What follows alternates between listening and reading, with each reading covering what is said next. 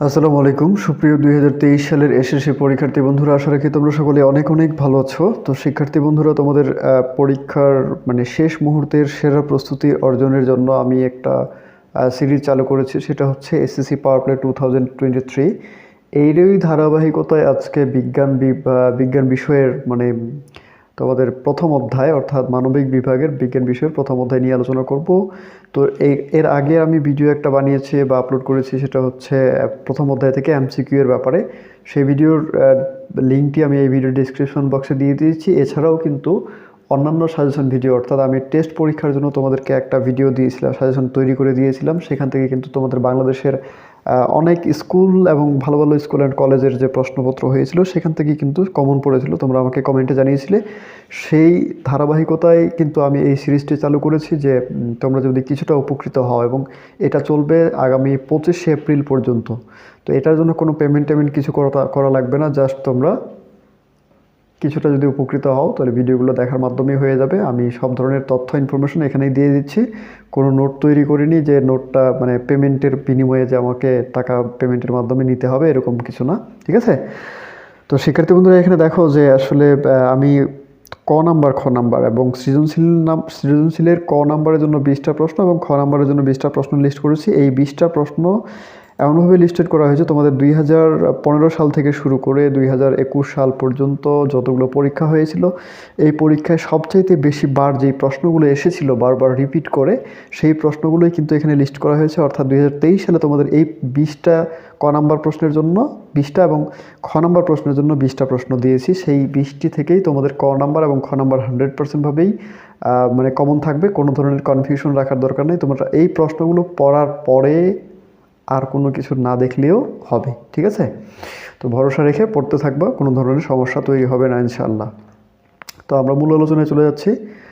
এখানে ক নাম্বার প্রশ্নের জন্য যে প্রশ্নটা দেওয়া হয়েছে সেটা হচ্ছে ভর সূচি কাকে বলে, তারপরে 2 নম্বর হচ্ছে রাফেজ বলতে কী বোঝায়, তারপরে হলো বিএমআই কাকে বলে, বডি মাস ইন্ডেক্স। এটা কিন্তু হচ্ছে তোমরা কী করবা, অঙ্কটা দেখে নিবা যে বিএমআই নির্ণয়ের যেটা একটা সূত্র আছে, সেটা হচ্ছে গড় ওজনকে টোটাল ওজনকে কেজিতে প্রকাশ করে সেটাকে আমরা উচ্চতা মিটার স্কোয়ার দিয়ে ভাগ করব, ঠিক আছে? তাহলে কিন্তু হয়ে যাবে। তো তোমাদের খ নাম্বারের জন্য কিন্তু ইম্পর্টেন্ট প্রশ্নটা, যে বিএমআই যদি তথ্য দেয় যে বিএমআই নির্ণয় করো একটা বডির, একটা মানুষের, তাহলে কিন্তু খ নাম্বারে দিবে। আর যদি ক নাম্বারে দেয় তাহলে যে বিএমআই কাকে বলে, ঠিক আছে? অর্থাৎ বডি মাস ইন্ডেক্স লিখলেও হবে, অথবা এটার বাংলা ব্যাখ্যাটাও দিতে পারো।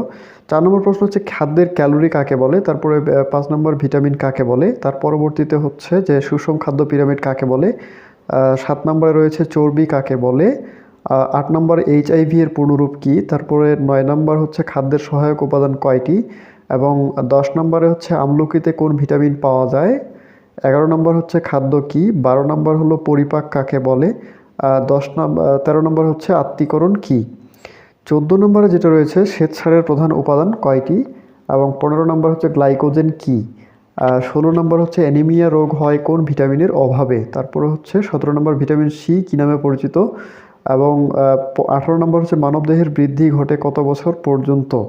তারপরে হচ্ছে 19 নম্বর প্রশ্ন, সর্বশেষ সংক্ষিপ্ত প্রশ্ন, এইডসের পূর্ণরূপ কী, এটা কিন্তু তোমরা বইয়ের থেকে দেখে নিবা।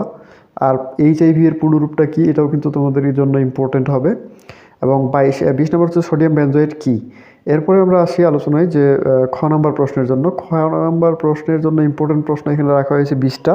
তো এই প্রশ্নগুলোর মধ্যেই থেকে 100% ভাবে কমন পড়ে যাবে, কোনো ধরনের কনফিউশন রাখার দরকার নেই।